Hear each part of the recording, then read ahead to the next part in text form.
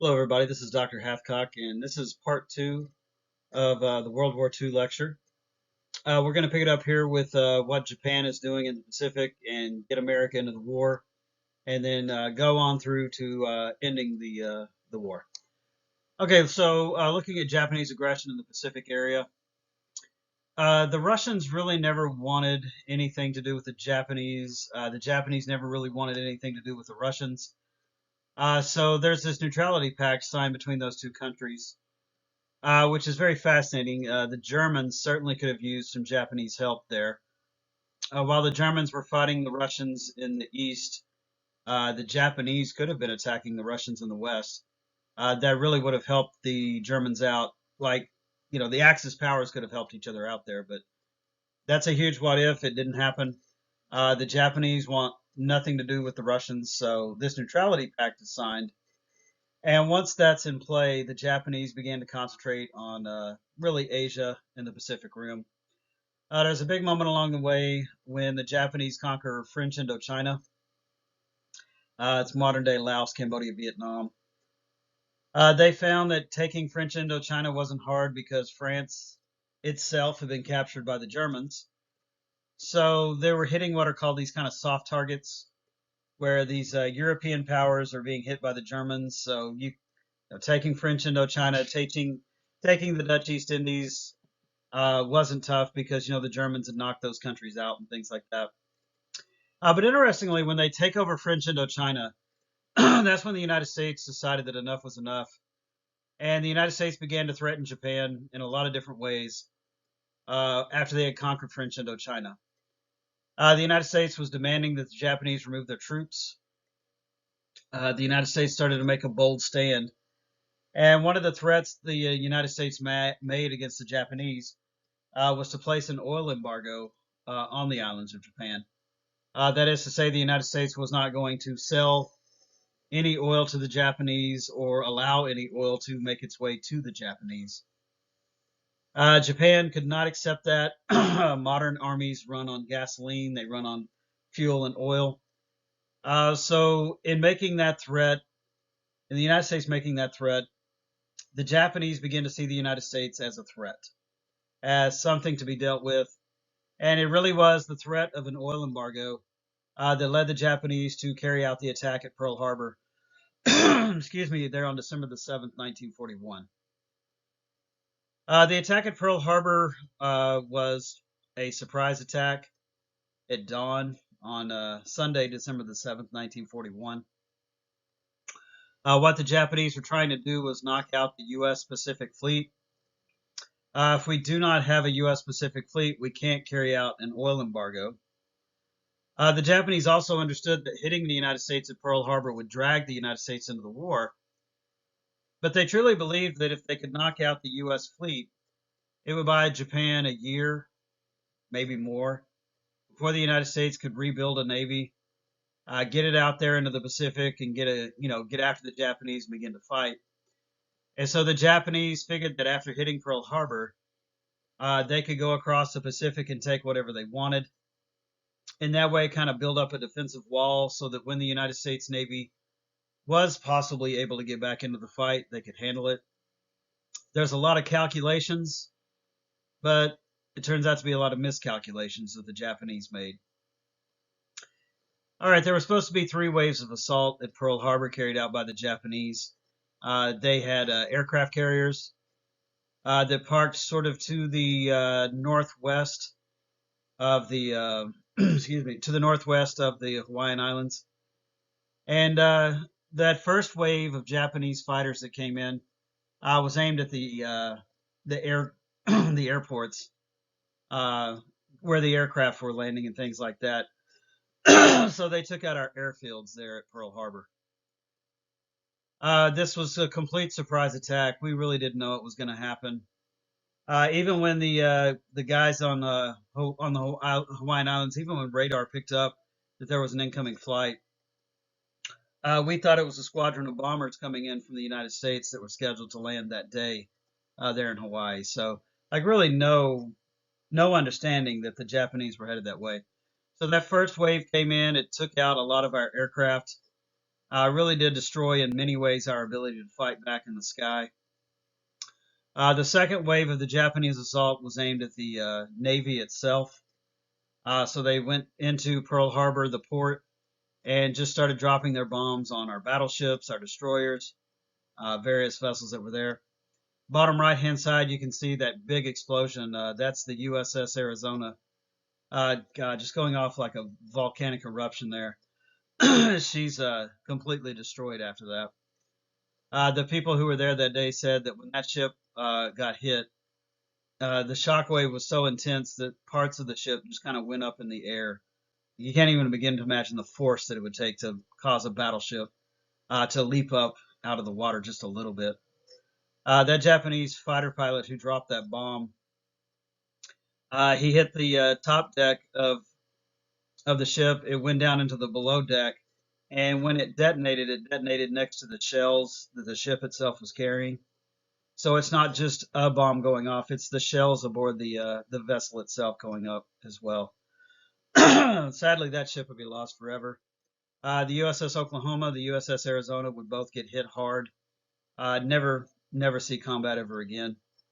In all, we had about a dozen of our ships were badly damaged. But truth be told, a lot of those ships would be repaired, rebuilt, somehow, some way, able to get back out there and fight. I think it was something like 6 ships were lost forever that just they were beyond recovery. But a lot of the rest of the fleet was back in action just a few months later with some repairs and touch-ups and things like that. Okay, but the third wave of assault was called off by the Japanese because they didn't know where our aircraft carriers were. They just were not present at Pearl Harbor there December the 7th, 1941. You want to talk about just blind luck, just dumb luck. There's a guy named Admiral Halsey in the U.S. Navy. He had ordered the aircraft carriers to the south of the Hawaiian Islands to carry out some drills and some exercises. So just because of training, our aircraft carriers were to the south of the Hawaiian Islands. As far as the Japanese knew, maybe our aircraft carriers were headed their way. Maybe somehow we got them out of Pearl Harbor before everything fell apart. So the Japanese could not account for our aircraft carriers. And because our aircraft carriers were not present, the Japanese called off the third wave of assault. There's a lot of historians, not just me, who tell you that that third wave, had it been sent in, it probably would have wiped out Pearl Harbor. It probably would have put a hard hit on our fleet, the U.S. Pacific Fleet.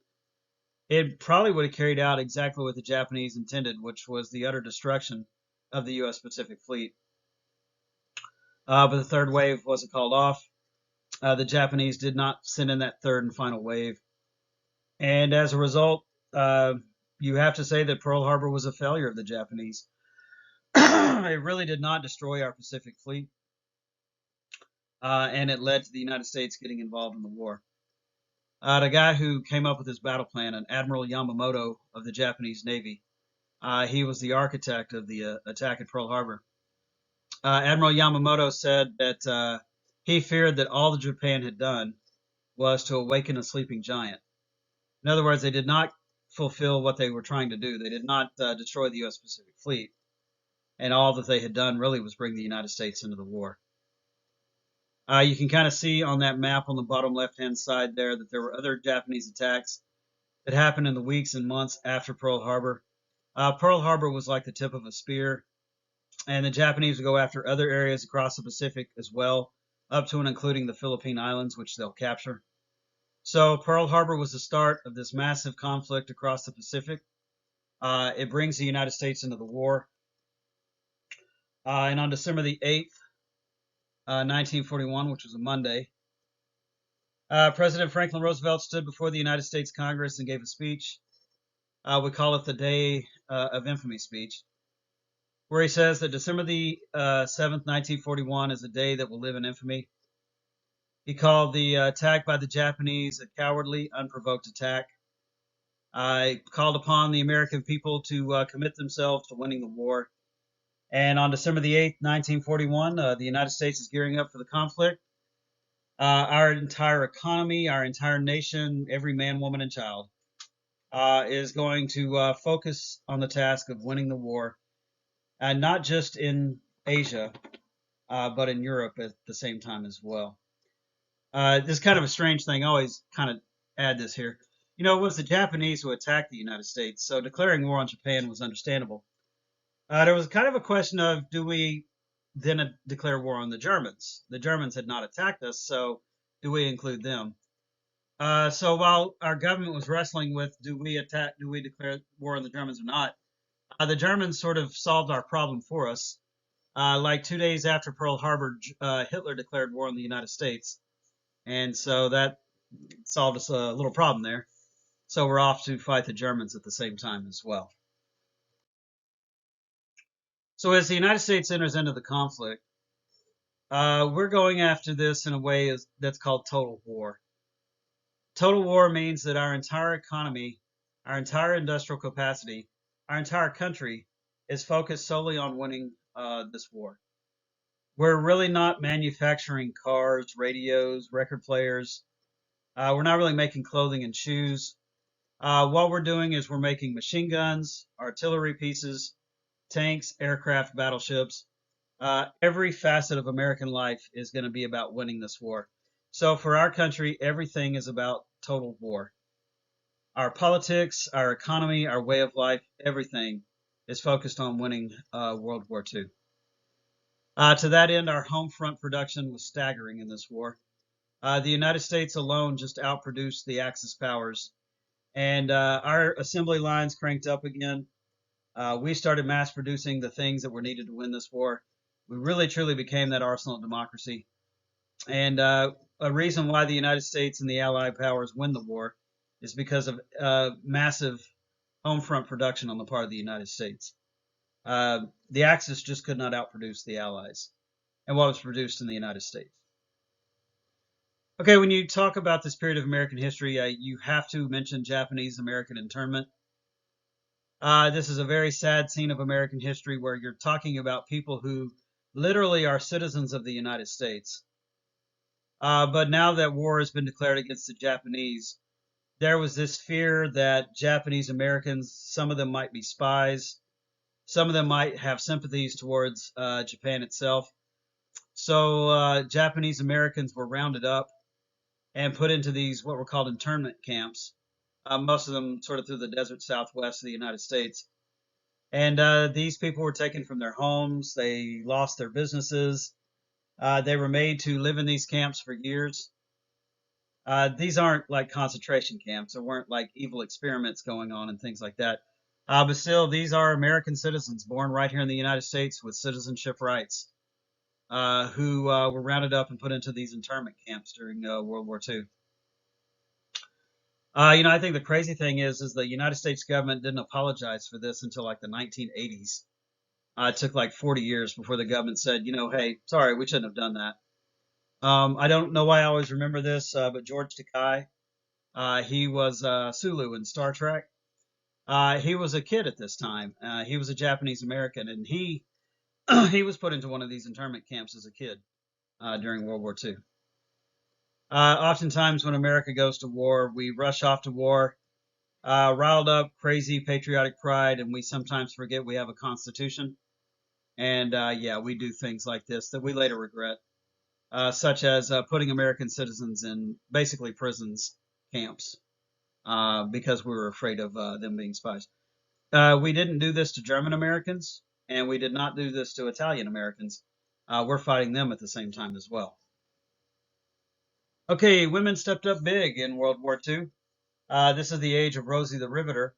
And, as young men were signing up to serve in war, they're about to go off to Asia or Europe, women stepped up in big ways to help the country win the war. For a lot of women, getting a job in a factory was seen as kind of unbecoming of a woman. That wasn't really something ladylike, if you will. But the United States government told women in the 40s, like, y'all got to get over that. We need people working in these factories. And so a lot of women rolled up their sleeves, got in there, and built those tanks, the aircraft, the machine guns, all that stuff, to go on and help win World War II. So that's one role that women played, that age of Rosie the Riveter. as women went into those factories and built what was needed to win that war. So that if American home production won the war, Rosie the Riveter played her part in a big way to help win the war. You also had situations where there were women who could fly aircraft. So you can imagine like a B-29 bomber coming off the assembly line. It's flight ready, it's ready to go, but you got to get this big airplane out to the front. So women who could fly aircraft flew those freshly made planes off to wherever it was they needed to go, where they'd be used in battle. And what a lot of these women of World War II found was they could provide for themselves. They could get a job, they could pay their own rent, they could raise their kids. And a lot of that sort of feminist movement of the 20th century, lot of it really has seeds planted here in this age of Rosie the Riveter in World War II. You know, sadly for a lot of these ladies, when the war ends, the guys come home from the war, and a lot of these women get laid off. They just simply get fired and laid off. And men returning home from the war take jobs in factories and things like that. Rosie the Riveter should have been given a medal, but in many cases she was given a pink slip, you know, and she was let go. You know, as I go into this topic, this slide, I've always said it took every man, woman, and child in America doing their part to help win the war. And African Americans played their role in helping to win the war as well. Now, when the war started, for a lot of African American men, they found that segregation was still alive, Jim Crow was still there, and for a lot of African American men who signed up for service, they found that they were being used in what are called the quartermasters, the supply lines, and you know, in the fighting in Europe, something called the Red Ball Express, where these African American men who drove these trucks full of gasoline, bullets, weapons, things that were needed, drove through combat zones to get that stuff to the front that was needed to fight the war. You know, when the war came to an end, General Eisenhower said the war could not have been won without the Red Ball Express. So they did step up big in those ways. But that's also still very much segregation, right? That they're just being used in supply lines and things like that. That wasn't true by the end of the war, though. African American men started to see a lot of service in combat towards the end of the war. I kind of skipped over the Tuskegee Airmen. Sorry about that. Let me go back and look at them. But the Tuskegee Airmen was this sort of an experiment carried out by the U.S. Army Air Force. There wasn't an Air Force back then. It was not its own branch. It was a part of the Army. So they just simply called it the U.S. Army Air Force. But the question was, could African American men serve as fighter pilots? And to answer that question, Tuskegee was born. They set up these airfields in Tuskegee, Alabama, not too far away from where Booker T. Washington's Institute was located. But the idea behind Tuskegee Airmen was to train African American fighter pilots and to see what they could do. And when these guys got over to Europe and they flew fighter missions, they proved themselves the equal of any white man in combat. They flew over the skies of Europe and they knocked out German tanks. They helped our guys on the ground when they needed that air support. And Tuskegee was a smashing success. And it really did show that, yes, indeed, African American men could serve as fighter pilots in the U.S. Army Air Force. And Tuskegee opened up so many doors going forward for African Americans in the U.S. military. Tuskegee really opened up a lot of doors for African Americans, period, after the war. So Tuskegee is one of those programs you look at and you say extremely successful and very impactful on race in America in the years to come. All right, Native Americans played a big role in winning this war as well, not just in combat situations, but also you have this specific group called the Navajo Code Talkers. The U.S. Marine Corps used the Navajo to give radio communications, to like sort of talk back and forth orders and things like that. Look, I've never studied the Navajo language, but from what I've been told, it's a very hard language to understand. They say that even for the Navajo themselves, it's like you have to have been raised in it, sort of spoke it from childhood up to really understand all the nuance about it. So the U.S. Marine Corps used these Navajo radio guys to communicate their orders back and forth, and the Japanese were never able to crack that code. The Japanese did not know what the Marines were saying back and forth to each other over these radio broadcasts. And yeah, the Navajo code talkers play a huge role of the U.S. Marine Corps having success in the Pacific, island hopping across the Pacific on its way to, trying to knock out Japan. On the home front itself, just like people going about their everyday lives, people had to use these coupons. You would get these coupons in the mail, and to buy gas, you had to have a coupon that said, you could get 5 gallons or whatever. To buy sugar, you had to have coupons that would allow you to buy sugar. There was a lot of rationing going on here in the United States during the war, and you couldn't just like go buy as much gas as you want or meat or sugar or things like that. You had to ration. And so, if you didn't have any coupons to buy gas, it just sucks. You have to wait till the next month when your coupon book comes in to get more gasoline. So, yeah, there's a lot of rationing here in the United States. So, Americans sacrificed in that way. Little kids in America were, I don't know, they would give them like these, like they'd have a scrap metal drive and they'd say, hey, kids, go around in your community. If you find any scrap metal laying around, bring it to, this building. And whatever kid brings in the most scrap metal, they get a bike. Or they'd have a tire drive. If you see old tires laying around, bring them in. Whoever brings in the most tires would win a bike. So, yeah, it took every man, woman, and child in America regardless of race, religion, creed, gender, any of that sort of stuff. Everybody had to pitch in and do their part to win the war. Because for the United States, this was a global war on two fronts. We had to commit fully to fighting the Japanese while at the same time committing to fighting the Germans and the Italians in Europe. And, like the Russians and the British mainly concentrated on the Germans. China, for her part, mainly concentrated on the Japanese. But the United States is that superpower that had to deal with both at the same time. And yeah, it really was a global war on two fronts for us as a people. It's very hard historically to find countries that win two front wars, especially on such a global scale. Uh, I mean, it's possible. You can look at the Roman Empire at its height. They were managed to pull off winning wars on multiple fronts. So yeah, this was really a difficult undertaking for the United States. This global war on two fronts. Okay, well, then what become the Allied powers? It's technically called the Grand Alliance. We simply call it the Allied powers. It's very obvious from the get-go that there are three major nations involved in this.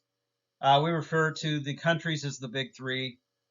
We also refer to the leaders of those countries as the Big Three. And so the Big Three are the United States, the Soviet Union, and the British Empire. But if you're talking specifically about the men who were the Big Three, you're talking about Franklin Roosevelt, who's the President of the United States. Joseph Stalin, he's on the left-hand side of your picture up here on the slide. Joseph Stalin is in charge of the Soviet Union. And then on the right over there is Winston Churchill, and he's in charge of the British Empire during World War II. These big three met on several occasions to discuss strategy, how to win the war, the steps to be taken. They made sure that this alliance stuck, that it held, in spite of some obstacles that honestly did exist. So the big three powers are England, the United States, and Russia. And together, the big three, they're going to put the most soldiers into this thing, spend the most money, build the most weapons and supplies. So yeah, it's really seen as those big three nations that lead the Grand Alliance or the Allied powers of World War II. Now, the big three, as they met from time to time, came to certain agreements. One agreement that they made was that there would be no separate peace. You can see that up there on your outline. No separate peace means that, like, the Germans don't get to cut a side deal with somebody to stop the war, or the Japanese don't get to cut a side deal with somebody to stop the war. The war stops when the big three agree, collectively, together. So there's no separate peace to end this war. The big three also agreed that it was to be an unconditional surrender. That when Germany surrendered, she just laid down her weapons and stopped. She doesn't get to ask for anything. There's no conditions put on that. She just has to surrender. Same holds true for the Japanese. When they surrender, they don't get to ask for conditions or favors or anything. It's just lay down your weapons and we give you the terms of surrender. Another thing the big three agreed to was the idea that Germany would be invaded at the end of this war. There was some feeling in those times that because Germany was not invaded during World War One, it didn't taste combat in the home country. It didn't really know war at the home front, and that's why maybe Germans were so eager to go off to war. So to keep the Germans from being so eager to have a future war, Germany will be invaded at some point in this one. All right, so the big three meet on several occasions. They come to agreements along the way. One of their early big meetings was at a place called Tehran. Tehran is in Iran. And I don't think the Iranians would let these three countries meet in their capital in today's world, but it was a very different world in November 1943. And one of the early conferences of World War II was this Tehran conference held in November of 1943. Now, at Tehran, the big three met really to discuss what would transpire in 1944. It's getting on to the end of the year at that point, November of 43. So the big three want to talk about what does the world look like, or what does the war look like, I'm sorry, in 1944. Well, one thing that Stalin and the Russians were really hoping for was the opening of a Western front in Europe. What Stalin and the Russians wanted was for the Americans and the British to cross the English Channel, begin the liberation of France, and open up a Western front against the Germans. For their part, the Russians were involved in some heavy fighting in the East. Some of the most god-awful fighting of the war happened in the East between the Germans and the Russians. So the Russians are doing their part in the East, but they could really use some help. They'd like it very much if some pressure was taken off that Eastern Front. So Stalin is asking the other big two if there's any possibility of opening up that Western Front in 1944. Franklin Roosevelt told Stalin that that was in the works. We had an invasion plan for the spring of 1944 where we would cross the channel and open up that Western Front. What he was talking about was D-Day, and I'll talk about that here in another slide. But yes, Roosevelt did agree that the Western Front needed to be open. He said that the British, the Canadians, and the Americans would get into the war on the Western Front in 1944. And once he heard that, Stalin was very pleased. Stalin said that when he knew that a Western Front had been opened, he would put a lot of pressure on the Germans in the East, sort of counterattack along that entire front. So the idea was, like Germany's in the middle, and you're just going to crush the can from two sides. You'll have the Americans and the British coming from one way. You'll have the Russians coming from the other, and it's like crushing a can. You just meet in the middle. And the saying for the rest of the war after D-Day was, "Meet you in Berlin and buy you a beer," because the war will be over. So the quickest way to ending the war in Europe was to open up that Western Front, put pressure on the Germans to force them to fight a two-front war, and at that point it was inevitable that the German defenses would collapse. So the point of the Tehran Conference was the agreement to open up a Western Front, and the opening up of that Western Front came with the D-Day operation, or Operation Overlord. It takes place there on June the 6th, 1944. Now, I've always told my students that as long as there is a United States of America, I think we will always hold a special honor for that day of June the 6th, 1944. It's a big moment for us as a people. It's a big moment in helping to liberate Europe from Nazi domination. All along the coast of France, the Germans at that point had 4 years to really build up their defenses along the coast of France. That area was called Fortress Europa. And the problem for the Allied forces is trying to crack what they call Fortress Europa. You're going to have to take boys in boats across the English Channel, put them into landing craft that are going to land them on the beach, and then they have to fight their way inward to destroy that defensive position that the Germans had been building up over 4 years. Fortress Europa was really going to be tough to crack. Well, this is a big plan that's years in the making. It has a lot of elaborate parts to it. It has deception as well. You can kind of see in the bottom middle of your slide, there's it says deception on D-Day. Those tanks that you see there are actually balloons. They're made out of a balloon type material. That truck looks like a real transport truck. It too is a balloon. You can see there's an airplane there on the ground. It's actually made out of wood. But when German reconnaissance aircraft would fly overhead and look down below, it looked like a real airplane. They would stack those airplanes up a lot, so it looked like a whole like squadron of airplanes. You can see what looks like a paratrooper there on the in the middle on the bottom kind of right middle.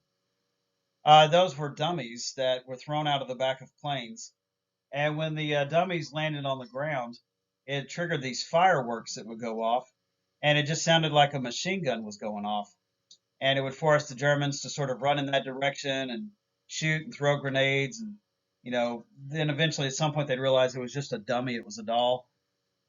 Some guys, when they jumped out of the airplanes, they had these record players in their backpacks.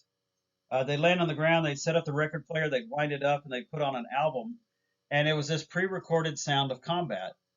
And so the Germans thought, there was machine gun fire going off, guys were screaming and yelling and stuff, and so the Germans would send soldiers over there to deal with it, only to realize it was a record player. And so all this deception had the Germans looking in different directions, thinking that the attack was coming from somewhere else.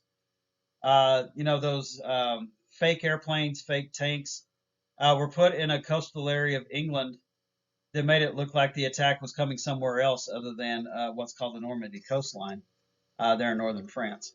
So a lot of deception went into this plan. But it also was heavily going to rely heavily on the use of paratroops. You see on the bottom left-hand side there, those guys are in the 101st Airborne Division. They're getting a pep talk from General Eisenhower on January the 5th. Sorry, I can't even get my dates right. On June the 5th, 1944, General Eisenhower is giving these boys a pep talk. And like just a few hours later, those guys are going to be in the back of airplanes, flying over the channel and jumping over into northern France and Normandy. So the paratroopers were there to sow confusion for the Germans as well. These guys were dropped behind enemy lines in the dead of night. Their job primarily was to engage the Germans and get them to come out, get them to fight sort of back behind the beaches, turned away from the beaches. And these paratroops, man, they got lost. They dropped early, dropped late. A lot of these guys, when they landed, they didn't know where they were. Um, it's kind of understandable. Those airplanes that were flying in were facing a lot of anti-aircraft fire. The pilots of those planes sometimes told the boys to drop a little early because they were terrified that they were about to get hit. So there was a lot of confusion that morning, June 6th, the dark of the morning. And I don't know, paratroopers were scattered everywhere across Normandy. Didn't quite know where they were, but they knew that their job was to engage the enemy. So they sort of banded together in units, and whoever was the highest ranking officer, you followed that guy and you did what he told you to do. And yeah, the paratroopers did their job in spite of the confusion, in spite of just being lost and not quite knowing where they were.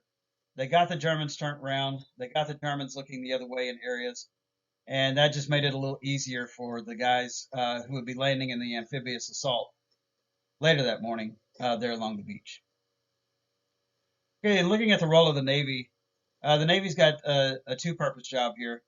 Number one, the Navy's going to fire her big guns. The Navy is going to fire away at those beaches and try to knock out some of those German defenses.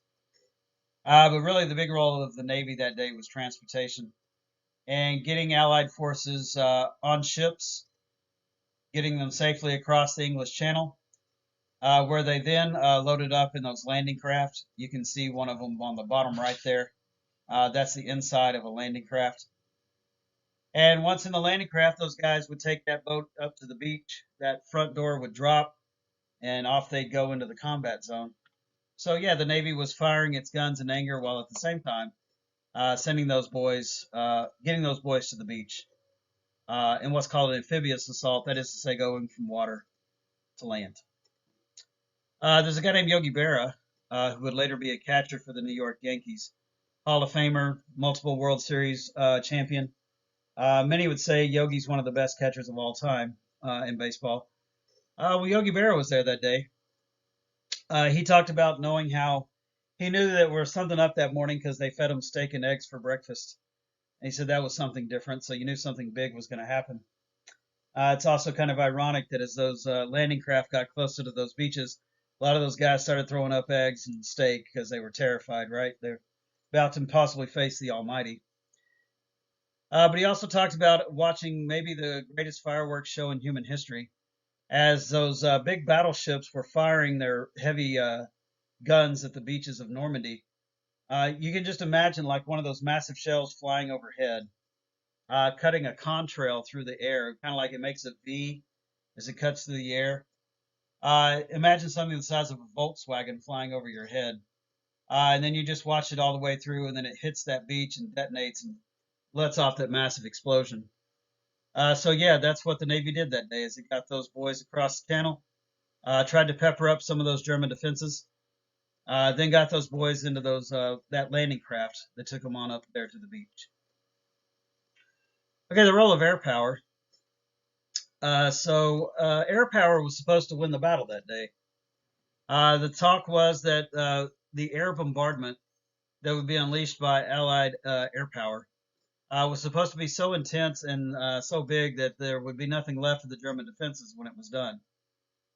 Well, air power flew across the channel, got ready to drop its bombs there along the Normandy beach, only to find that it was a cloudy day.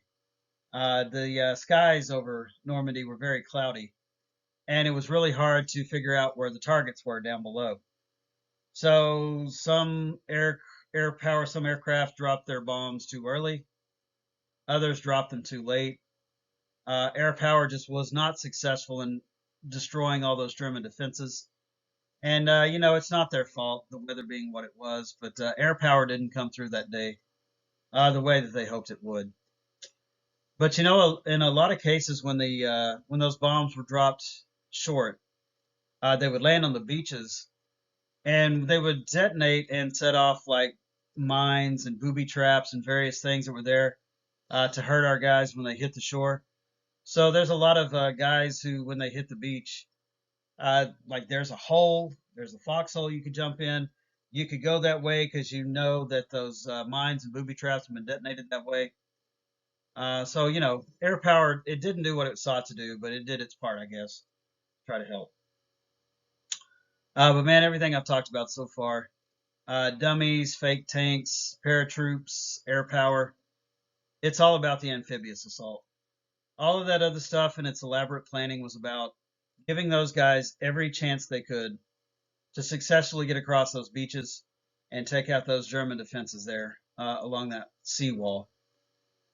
Uh, when those uh, when those landing craft got close to the beach and they dropped those doors, a lot of times the Germans just had those areas pre-sighted and artillery would hit those guys, machine gun fire would hit those guys. But as soon as that ramp dropped, they jumped out into the water. And they were just burdened with like so many pounds of equipment. Each one of these guys had grenades. They had clips for their rifle. They had the rifle itself. Uh, they had each one of them had a landmine in their backpack. They had cigarettes. They had candy. They had all this stuff that they were going to need along the way. And you dump into the water, and you're already weighed down with a lot of stuff. And I don't know, like 50 pounds of equipment feels like 200 pounds when it's soaking wet. And a lot of those guys talked about how it was just so tough just to reach the beach. Like just to getting in that water, just slugging it through that water, under machine gun fire, under artillery fire, all that stuff just weighted down on your back. That by the time a lot of those guys just got to the beach, they were overwhelmed, they were tired. You can just imagine your adrenaline running, right? Your heartbeat racing, and that's going to make you tired as well. And so for a lot of those guys, it was tough just to reach the beach. Yeah, but honestly, their day had just begun. Depending on what part of the Normandy coast you were involved in, you were looking at about 400 yards worth of wide open terrain to cross to try to get into the German defenses along a seawall that you had to take out.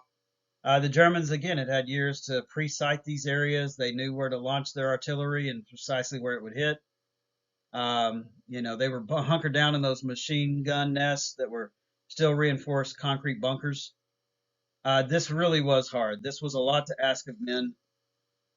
But slowly but surely, June 6, 44, those guys, they got up. They followed their sergeants. Step by step, they slugged their way across that beach. Somehow, some way, they managed to reach that seawall. And after a heavy afternoon's worth of fighting, they slowly but surely began to break down the defenses of the Germans along the seawalls. By the end of June 6, 1944, most of those beaches were secured. Not all of them, but most of them were. And that's what it took to beat Fortress Europa. A lot of deception, paratroopers, Navy, air power, and amphibious assault. But at the end of the day, what D-Day accomplishes is securing the Western Front. Operation Overlord was a success. And once you have secured those beaches along that Normandy coast, along northern France, you now have a staging ground to offload your troops, your supplies, your stuff for the further invasion and liberation of France. So there is now a Western Front open as of June 6, 1944, and it really is the beginning of the end of Nazi Germany at that point. I always like to show this photograph. I think it's very telling of what it all means. Success at D-Day means that we now can put all of our tanks, our jeeps, our artillery, our entire fighting force for the United States, the Canadians, and the British. They now have a beachhead. They now have a way to get into the continent. And we're going to offload all that stuff into northern France. And all of that spells the end of Nazi Germany going forward. I mean, it literally is just a matter of time at that point as to how much longer Nazi Germany could hold on now that she finds herself fighting a two-front war. Well, 1944 turns out to be a banner year in many ways. As June 6, 44 was taking place, as D-Day was happening, that same afternoon, Rome was liberated by Allied powers. So Italy effectively was taken over by the Allies there in June of 1944. France was liberated not too long after, and by the end of the summer of 1944, France is mostly liberated. Italy is now in Allied hands. And over in the east, you can see on this map, the Russians are making a lot of gains in 1944 as well along the Eastern Front. So that by the end of 1944, Germany is completely surrounded on all of her borders. It really was at that moment just a matter of time before it would all fall apart. And, the analogy I gave of crushing a can, again, you got the Americans and the British on one side, you got the Russians on the other, and you're just going to crush the can in the middle between the two. Germany is completely surrounded at the end of 1944. Now, at that point, the snow began to fall, ice kicks in, the weather gets bad. So the fronts stabilize in the winter of 1944. You don't really ask men to fight in those types of conditions. They're in the freezing cold as the winter kicked in. So the idea was to man the front, stabilize the eastern and the western fronts, wait for the springtime to roll around, wait for the sun to come out. And with Germany completely surrounded, in the spring of 1945, the Allies would start their march into Germany from both the east and the west, crush that can, and end Nazi Germany in 1945. Now, before all of that took place, there was a huge meeting at a place called Yalta. This big conference, the Yalta Conference, that happens here in February of 1945. I like to put conferences of World War II on exams. So far, we've had Munich and Tehran. This is Yalta. Before I end the topic, I'll look at Potsdam. These are big moments. There's big things being discussed. And I would say that Yalta really is a big moment in American and human history. Yalta is such a big moment that I promise you it'll be on exam 3. I can also promise you it'll be on exam 4 as well. There's big doings here at Yalta. Okay, the Yalta Conference was a meeting of the big three. That is Roosevelt, Stalin, and Churchill. This would turn out to be the last time that all three would be together, was here at Yalta. And the Yalta Conference was about post-war plans for Europe. In other words, at Yalta, they're talking about what does Europe look like after World War II. So in discussing those post-war plans for Europe, let's start with the decisions that were made for Germany itself. When the war comes to an end, Germany, it was agreed, would be divided into 4 zones of occupation. There was going to be a zone of occupation for each of the big 3 countries. So the United States, Russia, and England would all get a section. And then France, I think that's pouring some wound into a gaping hole. The French got the 4th zone of occupation. So one decision that's made for Germany is she's to be divided into 4 zones of occupation. One area controlled by the Americans, one controlled by the Russians, one controlled by the British, and then one controlled by the French. It was also agreed that the German capital of Berlin itself would be divided into 4 zones as well. So the United States would get a zone of Berlin, the Russians would get a zone, the British got a zone, and the French got a zone in Berlin. So Germany itself will be divided into 4 zones of occupation, and her capital city of Berlin will be divided into 4 zones of occupation as well. That was meant to just maybe last a year or two. That was meant just to be there until the situation was stabilized and Germany could be brought back together. But like some 45 years later, those divisions would still be in place that were agreed to there at Yalta. Okay, another decision that was made regarding Germany was the stealing of German technology. Now, you'll remember at the end of the First World War, the Germans were made to pay reparations for the fighting and all that sort of stuff. Well, at the end of this war, it's not really going to be about money, but instead they're going to steal technology from the Germans. And the Germans had made some considerable technology at that point. Let's see, the Germans were the first ones to figure out how to make a jet, like a jet fighter aircraft. And we would steal those, the jets themselves, steal the scientists who invented them. The United States would start making jet aircrafts.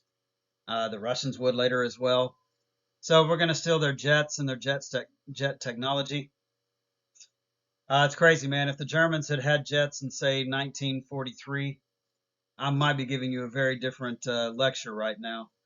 But, you know, by, say, late 44, early 45, yeah, they had jets, but it was like too little too late at that point. It wasn't enough to turn the tide of the war. Man, those suckers were fast compared to what we had up in the sky.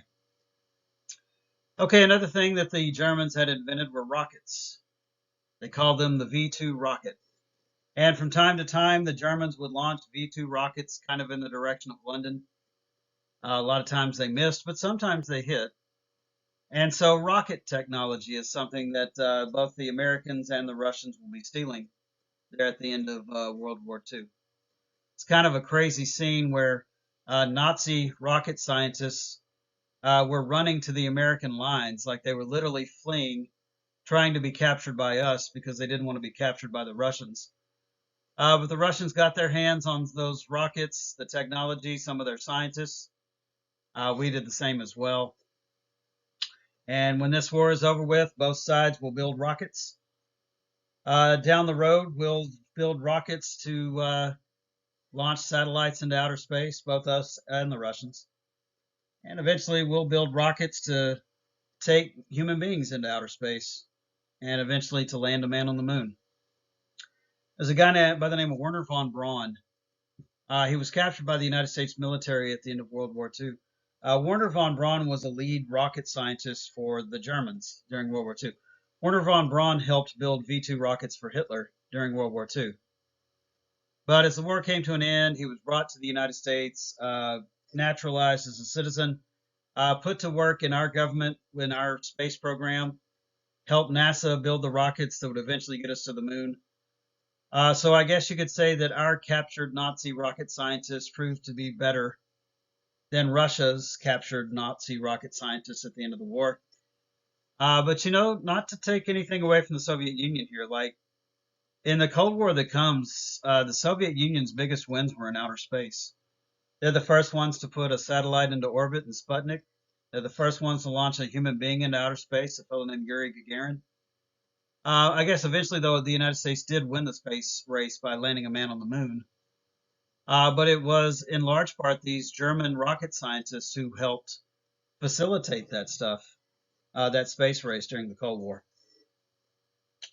Last not least, the Germans were the first ones to build something called the assault rifle. This is a machine gun that you could aim, that was accurate, multi-firing capabilities and stuff like that. So the assault rifle was invented by the Germans. The Russians got their hands on it, and they started to make sort of the base models of what became the AK-47. U.S. military we got our hands on it, and we started to build the base model of our our assault rifles of our modern armies. So yeah, things like jet aircraft, rockets, assault rifles. We're just going to simply steal that stuff, bring it back to our home countries, scientifically look at it, figure it out, see how it works, and build our own. So there's really not going to be any sort of reparations for the Germans to pay at the end of this war. Yeah, we're just simply going to take their technology. Okay, decisions for post-war Eastern Europe.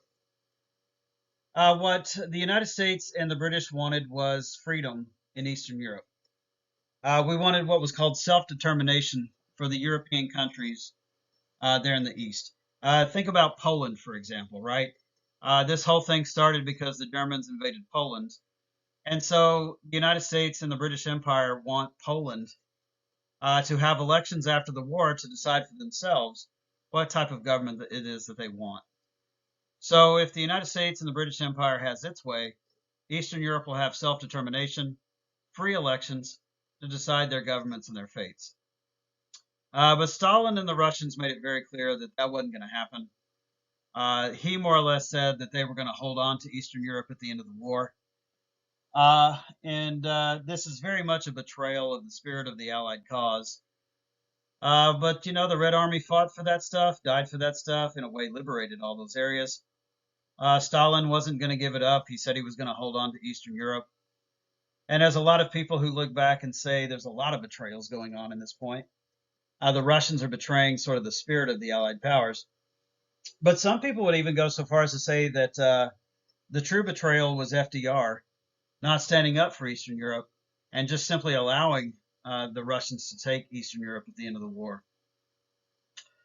Roosevelt did have some remarks about this. He essentially said, let's fight one war at a time.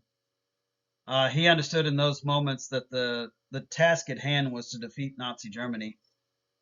And he said, when that war is over with, if the Russians want to cause problems, we can deal with them as well.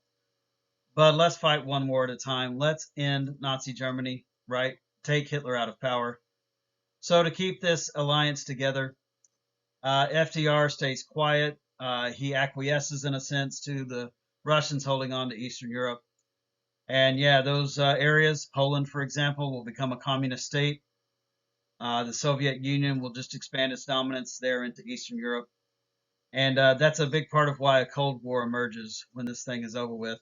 In fact, to do you one better, I tell you, you should write in your notes that the Cold War started at Yalta as World War II was coming to an end.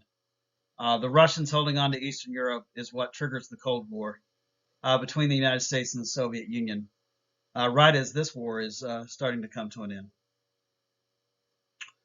Okay, another point here about the Yalta Conference. The Russians agreed that once Nazi Germany was defeated, they would help with the fighting against Japan over in Asia, but not until Nazi Germany was defeated. So there's a lot of talk about Germany, Eastern Europe, a pledge to help on the part of the Russians against the Japanese once Germany was defeated. There was also talk at Yalta of creating the United Nations, or the UN. That would become a reality after the war as well. And you'll remember the League of Nations, which the United States did not join. With the United Nations, it's going to be based in New York City, so it's going to be in our backyard. And the United States absolutely will be not only a part of the United Nations, but let's be real, the United States would be the leader of the United Nations for decades to come. All right, well, those are some big decisions made there at Yalta. I could not have imagined being in those rooms in the middle of the discussions at Yalta. Uh, FDR liked cigarettes. You can see one there in his hand. Churchill liked cigars. Stalin could smoke them from time to time as well. So you can just imagine the haze of cigar smoke in the room. They all liked alcohol of various types. FDR liked martinis. Stalin, of course, is a vodka man. Churchill would drink anything you put in his face. So you could just imagine the stench of alcohol and the smoke all around in the room there at Yalta. But somehow, in their drunken stupors and the haze of it all, they pounded out some agreements that still matter in the world that you live in right now. And I promise you, the big three at Yalta, they changed the course of human history. They set up the world that you were born into, that you live in even now. And I don't know, the ramifications of Yalta are felt even now, today, in the modern world.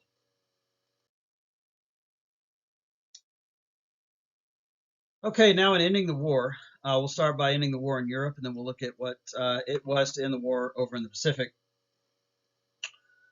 But in the winter of 1945, as the Allied advance came to a stop,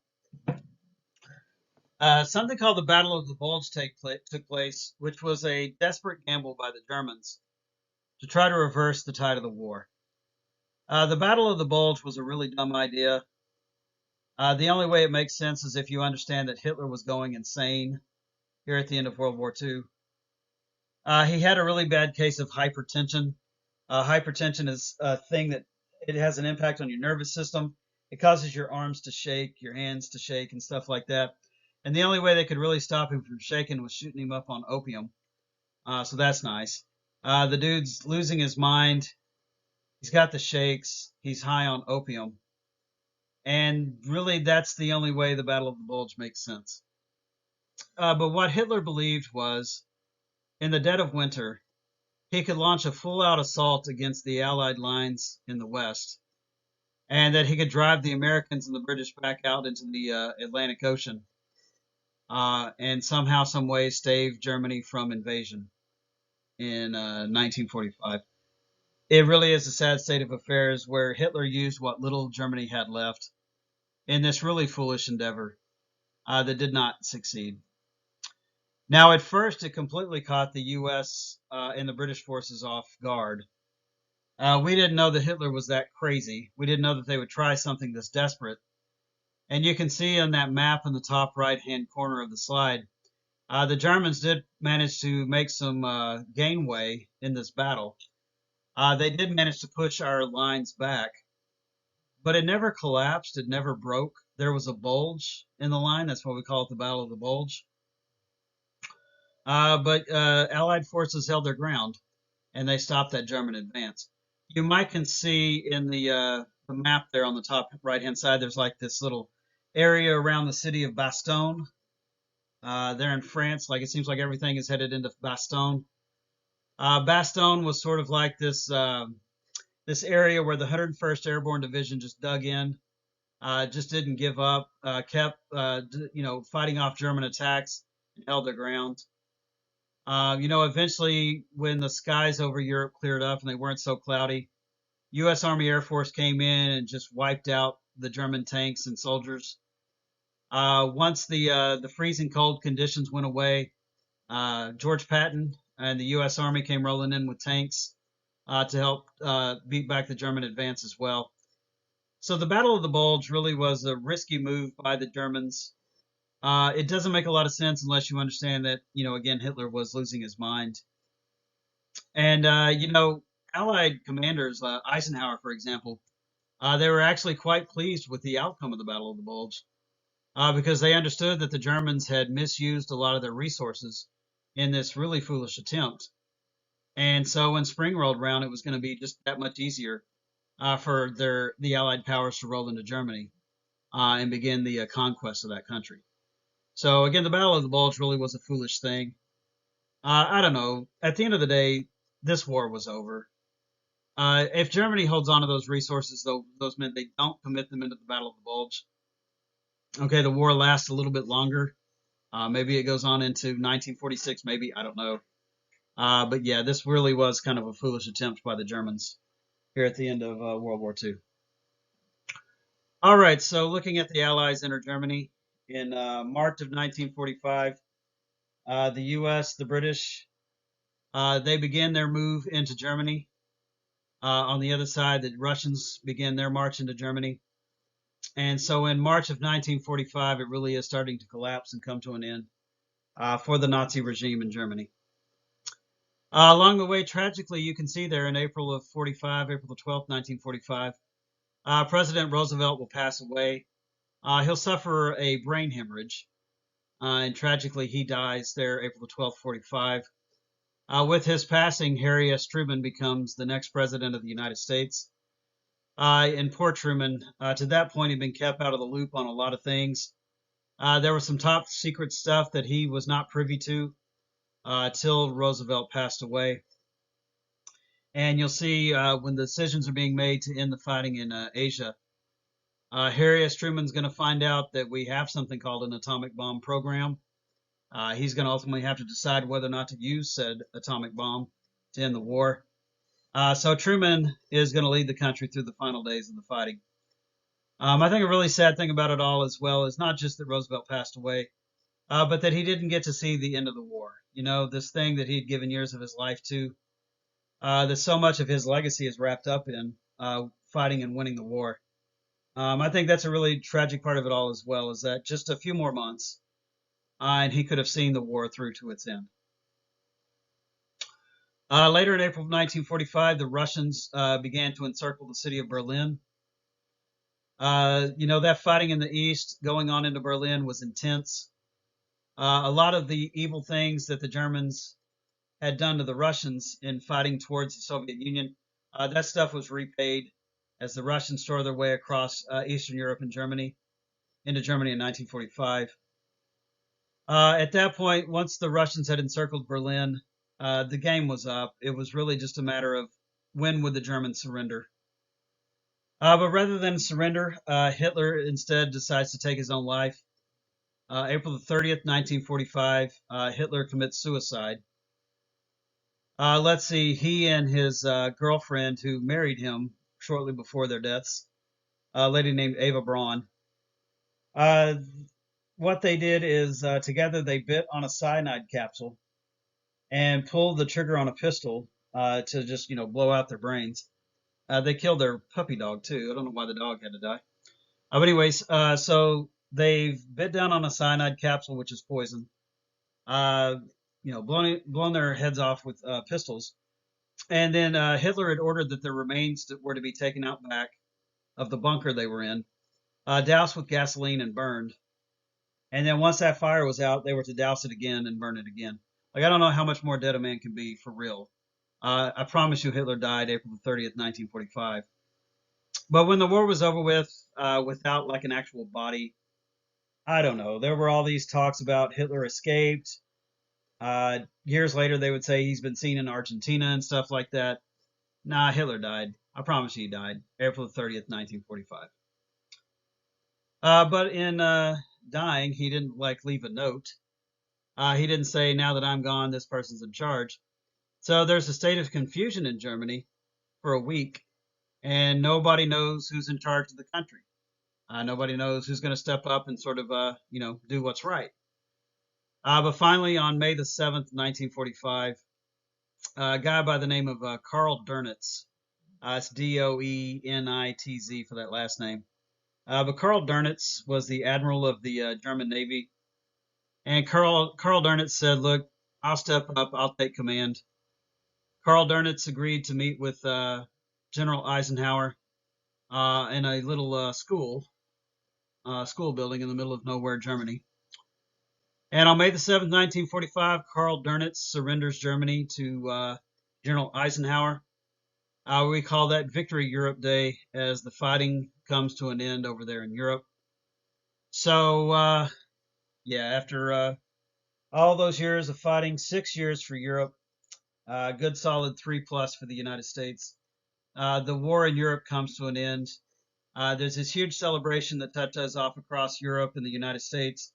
And finally, Nazi Germany is defeated. The war comes to an end over there. Uh, you can see here, um, as the Allies did encircle Germany, again, one more time, the Americans and the British coming in from one side, the Germans coming in from, the Russians coming in from the other, crush it like a can. Meet you in Berlin, buy you a beer. The war is over. If you'd grown up in Russia, this would be a very iconic photograph for you. I didn't grow up in Russia, but I know it's a very famous photograph. This is the Russian army in Berlin as they're capturing the city. Just look at all the devastation and destruction of that city back there behind them. But this is a Russian soldier putting the hammer and sickle, the Russian communist flag up atop a building there in war-torn Berlin. So yeah, the Russians capture Berlin. Germany itself is defeated, and the war is coming to an end there late April into early May of 1945. And here's Victory Europe Day. As again, major cities like Paris, London, New York, all across the Western world, these celebrations touch off as Nazi Germany falls. But as I've always said, you know, that's a moment to celebrate. You absolutely should celebrate. There should be euphoria and happiness. But you know, when the celebration's over with, you got to sober up quick because there is still a war to be won on the other side of the world. And in looking at ending the war in the Pacific, I always take a moment to talk about the fighting, the way the United States approached this, fighting the war in the Pacific. It might be hard to see, but on the top right-hand side of our slide, you see a map there. There's a lot of markers on that map. And the United States, our approach to this was to go through the South Pacific, just kind of fight our way towards the south, then sort of turn north and go towards the Japanese Empire itself. The idea there was to kind of keep sea lanes open between us and Australia. The Australians were helping us in the fighting here in this war. Also, we did a lot of what was called island hopping, where you can imagine, say, you got 3 islands kind of close to each other lined up. You could attack all 3, but in doing so, you're going to lose a lot of lives, have a lot of casualties, use up resources. So island hopping was you would attack the first island and capture it. But then instead of attacking the second island, you went after the third. You kind of hopped over the second one, and you take out that third island. And once you've secured that third island, island number 2 is isolated. It's surrounded. It's not going to get any supplies anytime soon or reinforcements. So island hopping was a way of cutting down on our casualties, cutting down on the resources used, and also saving time in fighting against the Japanese military. So swiping through the South Pacific, island hopping our way, you eventually come to this point in early 1945 where you get to the islands of Iwo Jima and Okinawa, and those are really hard to see on the map. In fact, they're so hard to see that they're like very, very small, like almost like a fingernail clipping on the map to show you where Iwo Jima and Okinawa were. But Iwo Jima and Okinawa were both very hard to take. You can see there on the bottom left-hand side of the slide, we have the raising of the flag. At Mount Suribachi, I was raised in the United States. That's an iconic photograph. I've seen that photograph my whole life.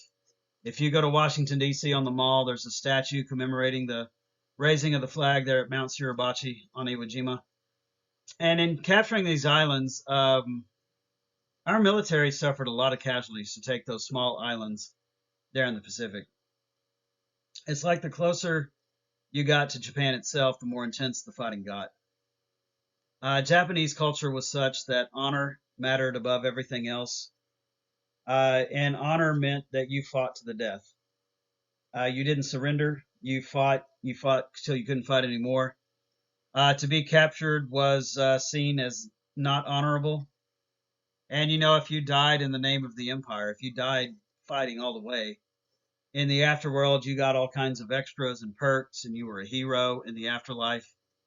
And people considered it an honor to die in the name of the empire and for the emperor of Japan.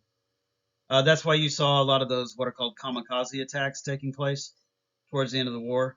Japanese fighter pilots considered it an honor to fly their aircraft into our battleships and our aircraft carriers, to knock those things out and to try to just hold on as best they could here at the end of the war.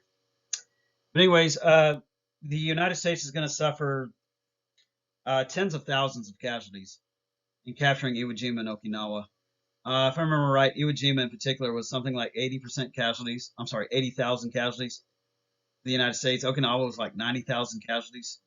The United States. That's a lot of guys to lose. To take a handful of islands that are just like literally just small little dots on that map. They're not really big at all. But what Iwo Jima and Okinawa allowed us to do was nonstop around the clock, nonstop around the clock, conduct bomb raids over Japan itself. This put the islands of Japan within range of our bombers, and almost nonstop around the clock, we flew bomber missions over the Japanese islands, and just did a heavy bombing campaign against those islands, flying out of Iwo Jima and Okinawa. So that's one reason why those islands are significant. They put our bombers within range of flying over Japan. But another reason for their significance is the casualties coming out of those battles. It was very disheartening that so many men had lost their lives in taking those small little dots on the map. And the concern was when it came time to invade Japan proper, which is not a dot on the map. If you look on that map, you can see Japan, excuse me, just right off the coast of Asia. So it really was a question of how many men are going to die when it comes time to try to take Japan. Well, a lot of people have argued about these numbers, these estimates, but the military told President Truman that we would suffer 1 million American casualties if we invaded the islands of Japan. That's a huge number. That's something you just can't accept. Not only would you lose 1 million American lives, but also they were talking about tens of millions of Japanese would probably die in the invasion as well, because they would rather take their own lives, commit acts of suicide or kamikaze, rather than be captured by U.S. forces.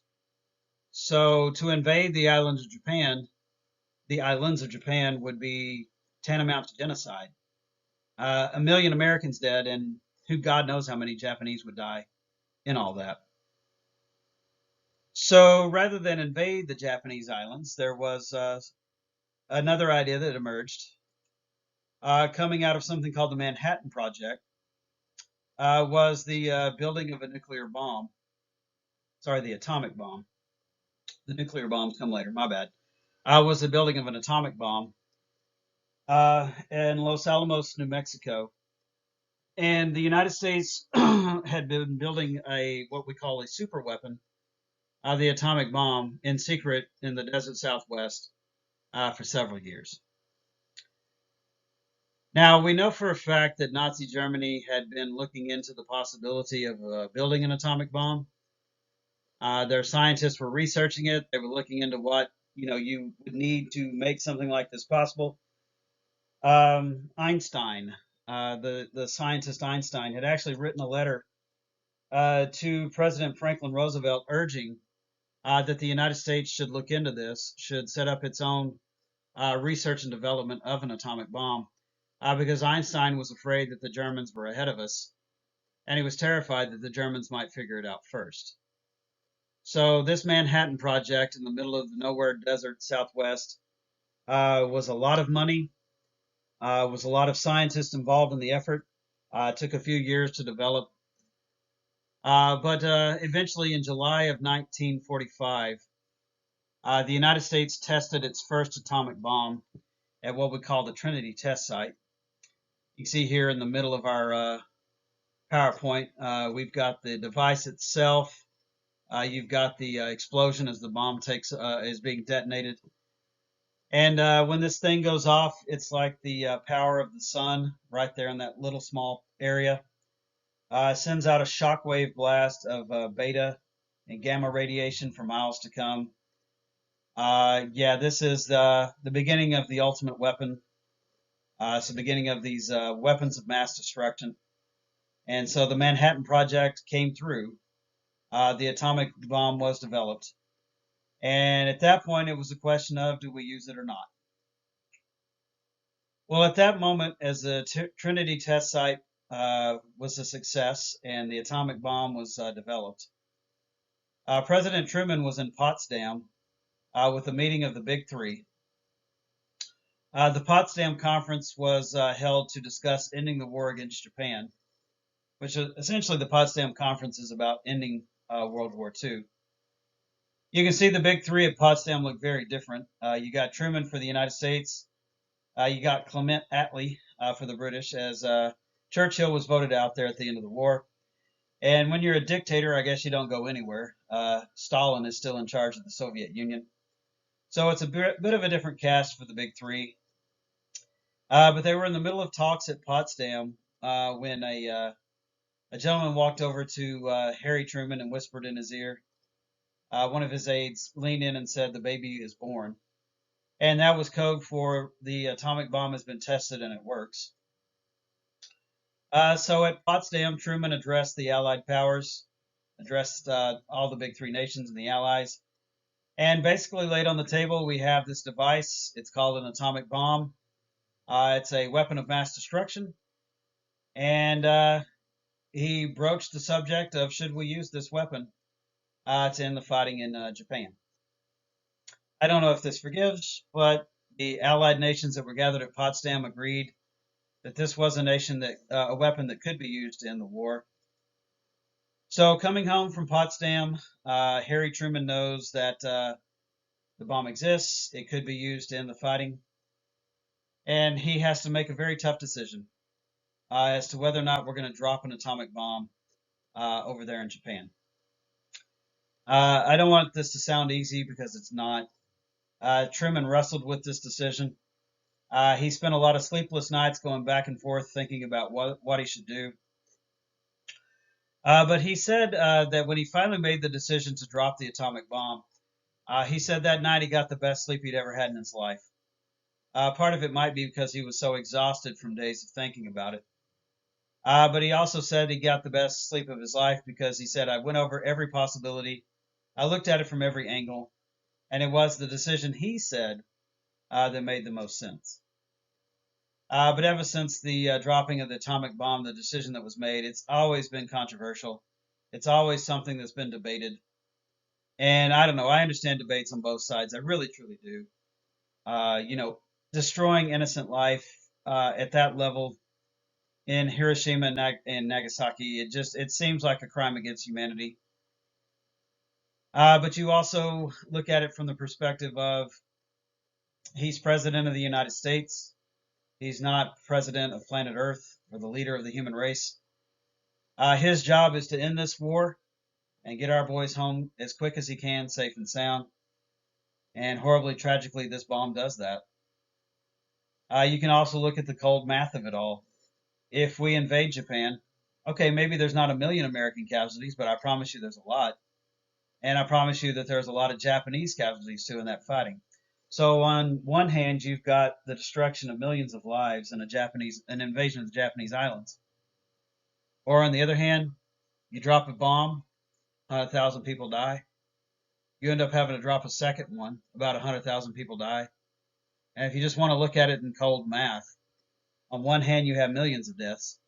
On the other hand, you have a couple of 100,000 deaths. And this is one of those decisions that no matter what decision you make, it sucks. People are going to die. But option two is fewer lives, fewer casualties. There are also people out there who say that a third option was just to surround the Japanese islands, to just more or less force them to surrender by surrounding the islands. Yeah, I mean, you could do that, but then you're going to have starvation. Honestly, at some point, the Japanese probably would have sent out kamikaze attacks against your ships, that are blocking, that are sort of, surrounding the island of Japan. You could have tried the blockade, the starve out technique, but again, a lot of people are going to die. And that does not end the war quick. That does not get our boys home soon. I'm not trying to forgive anything. I'm just trying to explain options, ideas, what the thinking is. And at the end of the day, I do not envy Harry S. Truman at all. This is a very tough decision to make. But he does decide to go forward with dropping the atomic bomb. Another thing that's in the thinking here is that's a lot of money spent on the Manhattan Project. So there's this kind of a feeling of justifying the expense to the American people to use the bomb to end the war. There were also military people who were thinking in terms of showing the Russians what this can do. If there is a Cold War emerging, if it looks like the Russians are going to be a problem going forward, you drop this atomic bomb and you let the Russians see the damage that it can cause. Maybe they think twice before becoming a problem going forward. All right, so you factor that all in. Truman's got a big decision to make. He decides to go with it. And as you can see there, on August the 6th, 1945, the United States drops an atomic device over the city of Hiroshima over there in Japan. Hiroshima to that point was relatively intact. It hadn't been hit by many bombing raids by the U.S. Army Air Force. So Hiroshima was essentially what you call a clean target with buildings intact. And it's tragically sad, but the choice for Hiroshima, I mean, there was some industrial stuff there that was helping the Japanese army. But really, the decision was this is a clean target. So when this bomb goes off and we look at the destruction, we know that that was caused by the atomic bomb and not some previous bomb raid or something like that. But there's a bomber called the Enola Gay that flies over the city of Hiroshima, drops the device, detonates right there over the city of Hiroshima. And in the initial blast, something in the neighborhood of 80,000 people lost their lives in the initial blast. In the days and weeks to come, another 25,000 people died from radiation exposure and the after effects of the device. And so, yeah, an entire city is essentially wiped out with one weapon, with one device that's dropped over Hiroshima. The Japanese, for their part, could not believe that that was just one weapon that did all that. The Japanese said, it had to have been a bomb raid. Maybe our radar just wasn't functioning properly and we didn't pick up this big bomb raid. But the Japanese, after the attack at Hiroshima, they vowed to fight on.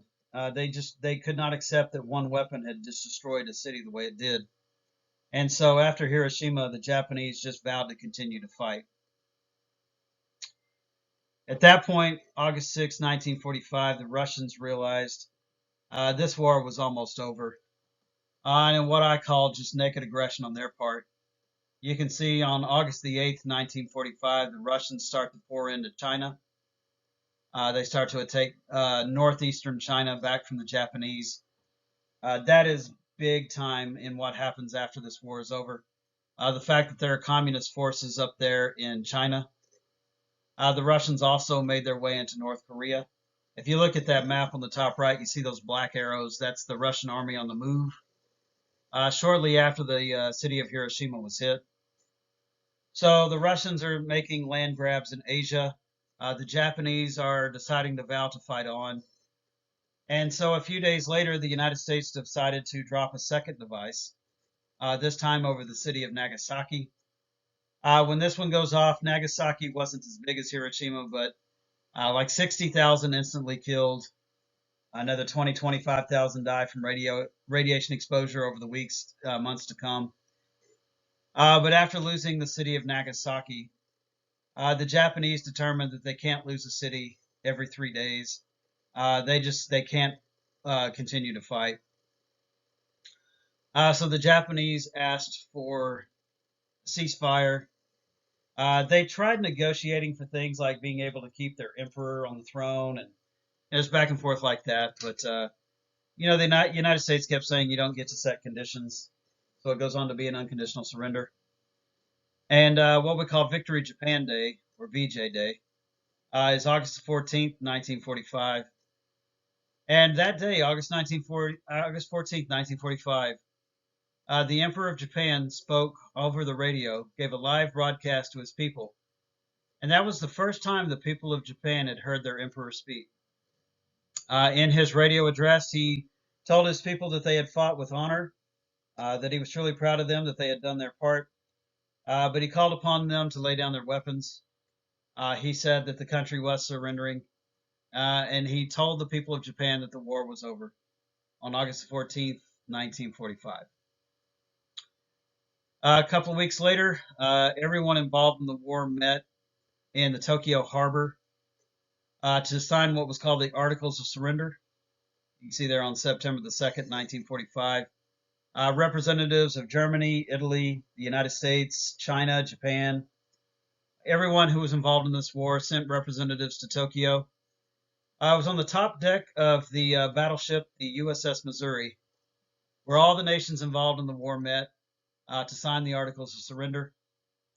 And so, if this war started on September the 1st, 1939, 6 years and a day later, it ends on September the 2nd, 1945. And with this war over, a lot of things are going to start changing for the human race. One big thing that happens because of this war is Europe is decimated.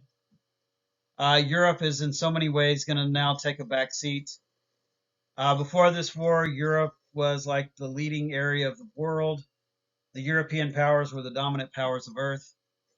But with this war over and those countries rebuilding, shattered, in some cases laying in ruin, the United States becomes the dominant global power here at the end of World War II.